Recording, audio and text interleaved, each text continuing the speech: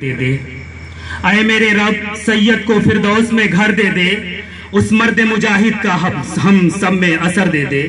السلام علیکم ورحمۃ اللہ وبرکاتہ۔ ہمارے مہمان خصوصی، مہمان اعزازی اور ہمارے ہر دل عزیز پروسٹ جناب پروفیسر عرشی خان صاحب اور ہمارے بڑے اور چھوٹے بھائیوں، میں آپ سبھی کا بے حد شکر گزار ہوں کہ آپ نے مجھ جیسے ادنا سے طالب علم کو سر سید احمد خان جیسی عظیم شخصیت کے بارے میں گفتگو کرنے کا موقع دیا۔ یہ ہمارے لیے بڑی خوش قسمتی کی بات ہے کہ آج ہم سر سید احمد خان کی یوم پیدائش کا جشن منا رہے ہیں۔ سر سید علیہ الرحمہ کی یوم ولادت 17 اکتوبر 1817 میں ہوئی تھی، اس لیے آج کے دن ہم لوگ ہر سال جشن مناتے ہیں۔ صدر محترم، 1857 کے غدر کے بعد یہی وہ زمانہ ہے جب شمالی ہندوستان میں ہندو، مسلمانوں اور عیسائیوں کے درمیان مذہبی موضوعات پر مناظروں کی تیز و تند ہوا چل رہی تھی۔ تعلیم کے میدان میں بھی مغربیت اور مشرقیت کی کشمکش شروع ہو چکی تھی۔ اگر ایک طرف مولانا محمد قاسم نانوتوی اور مولانا رشید احمد گنگوہی رحمۃ اللہ علیہ جیسی شخصیتیں تھیں جو کہ آزاد دینی تعلیم کے لیے خواہش مند تھے، تو دوسری طرف سر سید احمد خان اور ان کے رفقا تھے جو جدید مغربی تعلیم کو مسلمانوں کے مرض کا مداوع کر رہے تھے۔ اس میں نقطہ نظر کا فرق ضرور تھا، لیکن منزل دونوں کی ایک تھی۔ سر سید احمد خان کو آج ہم صرف مسلم یونیورسٹی کے بانی کی حیثیت سے یاد کرتے ہیں، لیکن حقیقت یہ ہے کہ ان کے تعلیمی منصوبوں کی مختلف جہتیں تھیں۔ وہ ہندوستانی مسلمانوں کے لیے ایک پلیٹ فارم بھی مہیا کرانا چاہتے تھے۔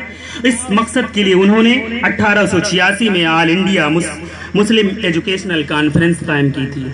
1857 کا انقلاب کئی اعتبار سے ہندوستان کی تاریخ میں بڑی اہمیت کا حامل ہے۔ اس انقلاب میں پورا ہندوستان دہل گیا تھا، لیکن مسلمان بالخصوص بے حد متاثر ہوئے۔ سیاسی زوال کے بعد مسلمانوں کا معاشی وقار گر گیا۔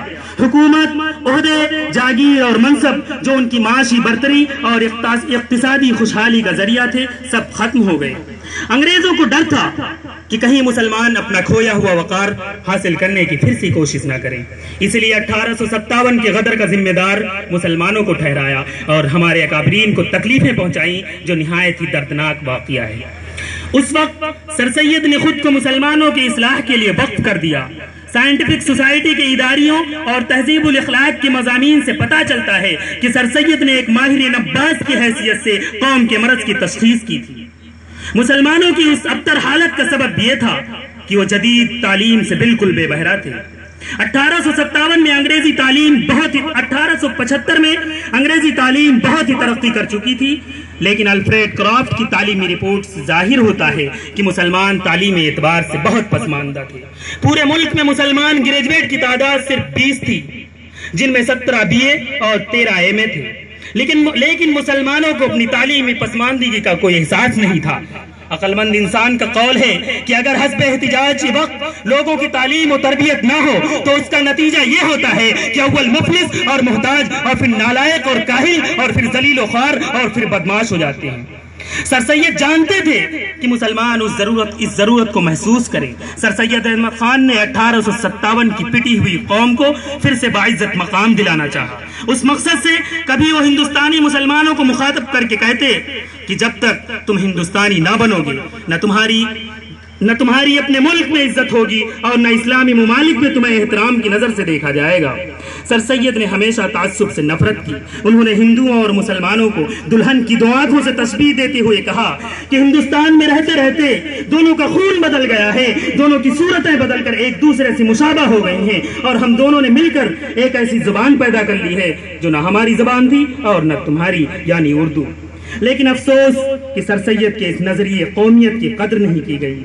سچائی یہ ہے کہ سر سید احمد خان نہایت سچے اور کھرے ہندوستانی تھے۔ ان کا ذہن قوم کی ہمدردی اور فکر کی گہرائی کا بے مثل نمونہ تھا۔ اب اس کے بعد لشکر ہے مگر افسر نہیں کوئی، بھٹکتا پھر رہا ہے قافلہ، رہبر نہیں کوئی۔ شکریہ۔